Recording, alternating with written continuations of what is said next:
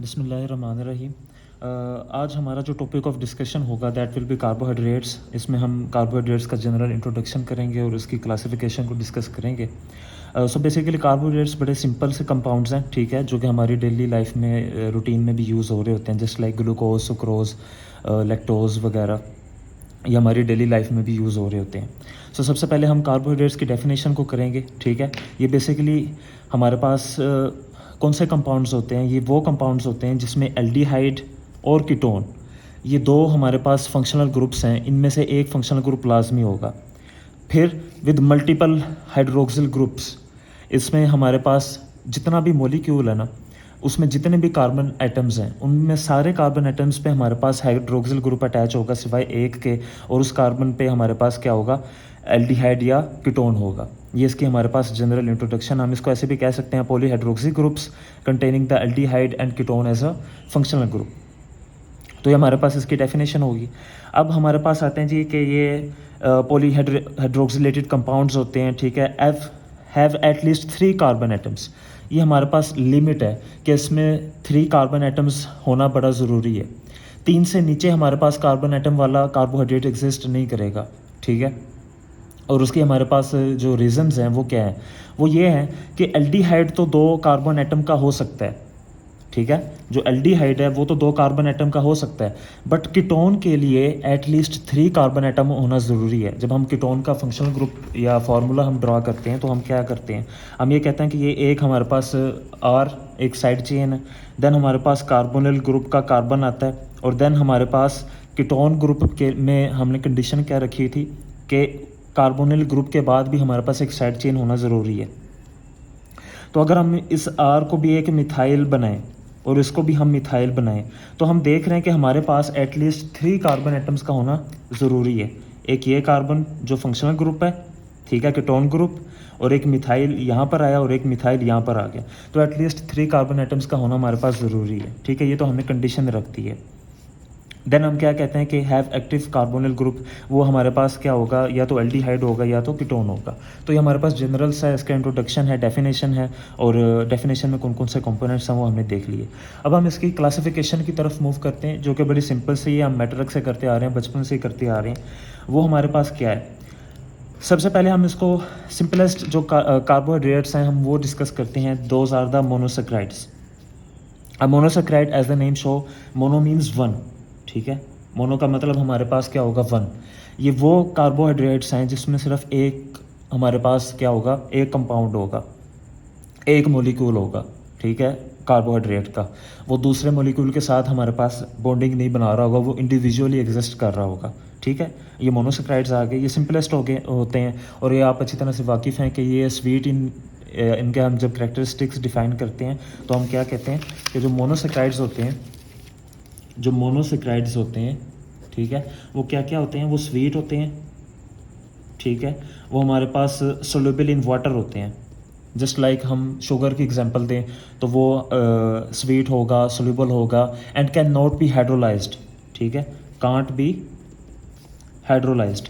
अब पहले तो बात हम कि हाइड्रोलाइज्ड का मतलब क्या है, ठीक है। जो हम कह रहे हैं ये हाइड्रोलाइज ही नहीं हो सकते। हाइड्रोलाइसिस का मतलब होता है ब्रेक डाउन करना in the presence of water. भाई वो ऑलरेडी ही एक मॉलिक्यूल एग्जिस्ट कर रहा है, आप उसको और ब्रेक कर ही नहीं सकते, ठीक है। तो ये हम कहते हैं इसलिए कि कांट बी हाइड्रोलाइज्ड। तो ये बड़ा इंपॉर्टेंट पॉइंट है कि हाइड्रोलाइज क्यों नहीं हो सकते? क्योंकि वो ऑलरेडी इंडिविजुअली मॉलिक्यूल एग्जिस्ट कर रहा है, आप उसको मज़ीद फर्दर ब्रेक ही नहीं कर सकते। अब हम इसकी एम्पेरिकल फार्मूला देख लेते हैं, दैट इज़ द CH2ON, ठीक है। ये हमारे पास इसका एम्पेरिकल फार्मूला है। ये एम्पेरिकल फार्मूला मोस्टली हमारे पास जो मोनोसेक्राइड्स होते हैं उन पे अप्लाई होता है। चंद एक एक्सेप्शंस हैं, वो एक्सेप्शंस कौन कौन सी हैं? वो हमारे पास एक्सेप्शन आती है, that is the deoxy sugars. जब आप यहाँ पर डीऑक्सी शुगर्स की बात करते हैं, डीऑक्सी शुगर्स, ठीक है, जस्ट लाइक डीऑक्सी राइबोज जो कि हमारे पास DNA में पाई जाती है, तो उसका एम्पेरिकल फार्मूला हमारे पास ऐसा नहीं होता। उसमें आप अच्छी तरह से वाकिफ़ है कि एक ऑक्सीजन रिमूवल होता है, ठीक है। तो उसका हमारे पास जो फार्मूला बनता है वो C5H10, और यहाँ पर हमारे पास O क्या आएगा? O4 आएगा, क्योंकि एक हमारे पास उसमें डीऑक्सी शुगर्स में हमारे पास एक ऑक्सीजन रिमूवल होता है, ठीक है, एट द कार्बन नंबर 2।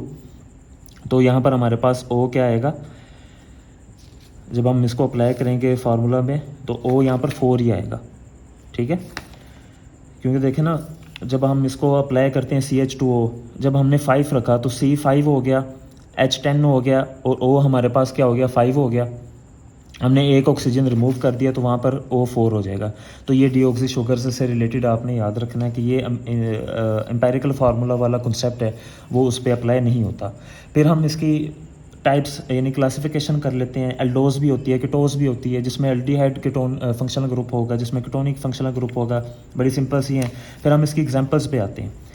जो सिंपलेस्ट मोनोसेक्राइड है वो हमारे पास, हम कहते हैं कि जो कार्बन एटम्स होते हैं ना इसमें, वो 3 to 7 होते हैं। वैसे 8 वाला भी है, जब हम मॉडर्न में जाते हैं ना आप, यानी जब रिसर्च में जाते हैं तो 8 और 9 सम रिसर्चेस से कि ये एग्जिस्ट करते हैं, बट मोस्टली हम कहते हैं कि 3 to 7 ही एग्जिस्ट होते हैं। तो वो हमारे पास जो हमारे पास 3 वाले होंगे हम उनको क्या कहेंगे, ये हमारे पास एक क्लासिफिकेशन का टेबल है। ट्रायोसिस, जब 4 हो जाएगा तो टेट्रोसिस, जब 5 हो जाएगा तो हमारे पास पेंटोसिस, हेक्सोसिस एंड हेप्टोसिस, ठीक है। अब उसकी हमारे पास फर्दर 2 आ जाती हैं कैटेगरीज, या तो वो एल्डोज हो सकता है, मतलब एल्डिहाइड कंटेनिंग, या तो वो कीटोज हो सकता है। जब एल्डिहाइड होगा तो हमारे पास ग्लाइसरल्डिहाइड या ग्लाइसिरोज, डाइहाइड्रोक्सी एसीटोन कीटोन में आ जाएगा।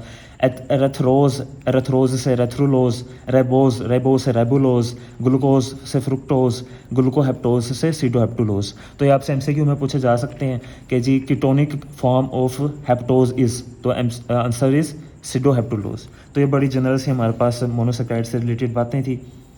अब जनरल स्ट्रक्चर देख लेते हैं। हमारे पास रेबोज है, 5 कार्बन एटम्स हैं, ठीक है। अब ये एल्डिहाइड है, तो इसमें हमारे पास एल्डिहाइड ग्रुप ये रहा, ठीक है। टर्मिनल कार्बन पे एल्डिहाइड ग्रुप होगा।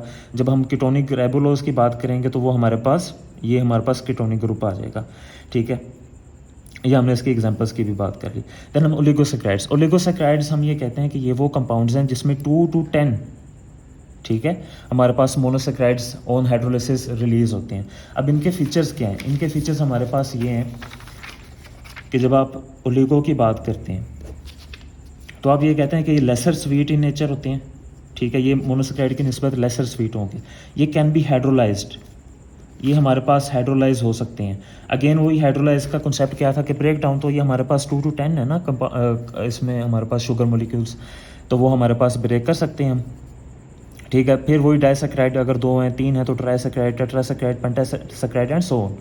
अब हम इसकी एग्जांपल्स आते हैं। मल्टोज हमारे पास that is contains 2 glucose molecules, और इसमें हमारे पास लिंक आपने याद रखना है कि कौन सा लिंक होता है, वो एमसीक्यू में पूछा जाता है। That is a 1,4 glycosidic linkage, ठीक है। देन हमारे पास सुक्रोज में एक ग्लूकोज होता है, एक फ्रुक्टोज होता है, इसमें भी हमारे पास 1,4 लिंकेज होता है, ठीक है। देन हमारे पास आता है जी that is the alpha dextrin हमारे पास it is a polymer of about 8 glucose units. 8 glucose को आप लाइन में चेन बना देते हैं, ठीक है, तो वो हमारे पास अल्फा डेक्सट्रीन बन जाता है, क्योंकि हमने लिमिट रखी है ना 2 to 10, तो 2 to 10 में जो भी आएगा वो हमारे पास ओलिगोसेक्राइड कंसिडर किया जाएगा। अब एक हमारे पास इसमें एग्जाम्पल आती है आइसोमल्टोज इज़ जस्ट लाइक मल्टोज, इसमें 2 ग्लूकोज के ही होते हैं, बस इसमें लिंक का डिफरेंस होता है। इसमें जो लिंक होता है वो हमारे पास 1,6 होता है, ठीक है, 1,6 होता है, और ये हमारे पास ब्रांचिंग में हेल्प करता है। फॉर एग्जांपल ये मैंने एक शुगर मॉलिक्यूल ड्रा किया, ठीक है, ये कार्बन नंबर 1 है उसका, दूसरा मैंने इधर ड्रा किया, उसका कार्बन नंबर 6 इधर लगा हुआ है, तो ये कार्बन नंबर 1 और कार्बन नंबर 6 में हमारे पास ग्लाइकोसिडिक लिंकेज बन जाएगा, ठीक है। ये ब्रांचिंग में हमें हेल्प करता है। ट्री हेलोज हमारे पास 1,1 लिंकेज होता है, और ये हमारे पास बड़ा इंपॉर्टेंट पॉइंट ऑफ व्यू है कि ये बनता कैसे है। ये बनता है हमारे पास जब आप एक शुगर को क्या करते हैं, इन्वर्ट करते हैं, ठीक है। जब आप एक शुगर को इन्वर्ट कर देते हैं तब ये बनता है। फॉर एग्जांपल ये हमारे पास एक शुगर मॉलिक्यूल है, ठीक है, ये नज़र आ रहा है, ये एक शुगर मॉलिक्यूल है, ये कार्बन नंबर 1 उसका है। ये दूसरी को मैंने शुगर को इन्वर्ट किया है ताकि इसका दूसरी का भी 1 उसके सामने आ सके, पैरेलल हो सके, ऑपोजिट हो सके, इसलिए मैंने इसको इन्वर्ट कर दिया।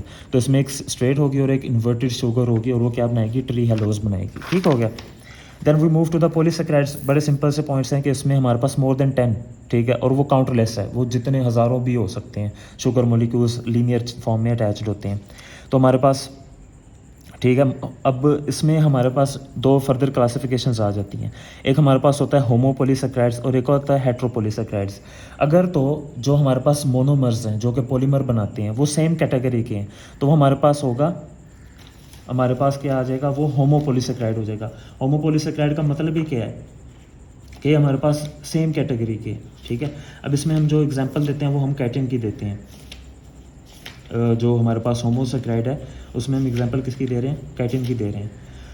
हेट्रोपोलीसेक्राइड हमारे पास वो होंगे जिसमें जो मोनोमर्स हैं वो सेम वैरायटी के नहीं हैं, वो मोर देन 2 वैरायटीज़ के पाए गए हैं, ठीक है। और उसमें हम एग्जांपल देते हैं गैग्स की, वो अभी हम डिटेल में डिस्कस करेंगे कि गैग्स हम कहते किसे हैं, ठीक है।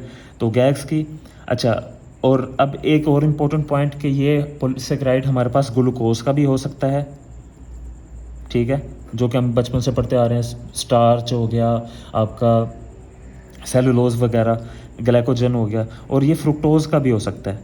जब ये फ्रुक्टोज का होगा, ये बड़ा इंपॉर्टेंट एमसीक्यू है, तो हम इसको क्या कहेंगे, इनुलिन कहेंगे, ठीक है, इनुलिन कहते हैं। और इनुलिन का आपके एक और एमसीक्यू आएगा कि ये किस, इसका फंक्शन क्या है, ये पर्पस क्या है। इसका पर्पस होता है हमारे पास एक ग्लोमेरुलर, ये किडनी के हमारे पास टेस्ट के लिए यूज़ होता है, ठीक है, ग्लोमेरुलर फिल्ट्रेशन रेट, ठीक है। ये किडनी को टेस्ट करने के लिए हम इनुलिन का यूज़ करते हैं। तो ये था हमारे पास कार्बोहाइड्रेट्स और उसकी क्लासिफिकेशन।